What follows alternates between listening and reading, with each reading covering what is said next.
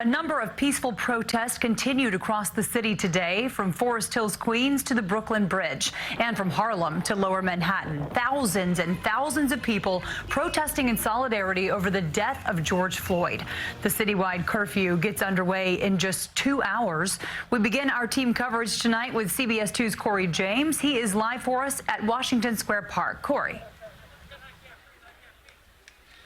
And Jessica, this is where lots of folks were rallying this afternoon. It even rained, but it didn't stop people from gathering. You can see some of the crowd still out here at this hour right now, some of them with signs in their hands. But this event was very large, with speakers and performers and thousands of demonstrators who walked for 3 hours calling for change.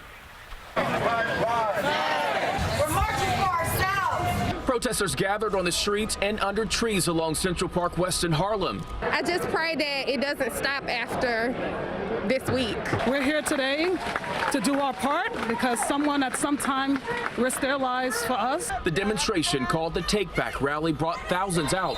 In the heat, they walked over 7 miles to Greenwich Village. There is not one mother of a brown or black son that doesn't wonder how many years they have left. I'm just happy to be living in a time where this generation has stepped up and enough is enough. Carmen Perez organized the event. She says the huge turnout is a reminder the work is not over. Although they arrested the 4 officers for the killing of George Floyd, there are many officers that still need to be held accountable here in the city of New York. Perez came up with these 5 demands. They range from redirecting funds to black communities in New York City, passing anti-chokehold legislation in the state, and ending the police secrecy law known as 50A. I'm here as an ally. NYC Councilmember Cory Johnson tells CBS 2 elected officials are working on changes. Well, we're having a hearing on Tuesday on 9 police accountability bills in the council.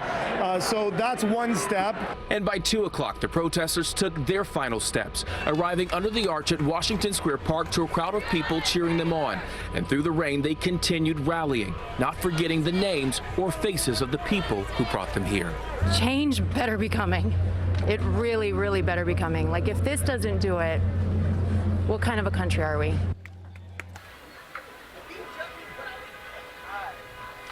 And the woman you just heard from there, she was arrested earlier this week while protesting, she says, but she told us she was not going to let that stop her from continuing to fight for change. So back here live, you can see there's still a large crowd out here at this hour. We did monitor what was going on, and from what we've learned from NYPD police, there were no incidents, at least at this protest or the protest that also started in Harlem. But now we're live here at Washington Square Park in Greenwich Village. Cory James, CBS 2 News. All right, Cory, thanks so much.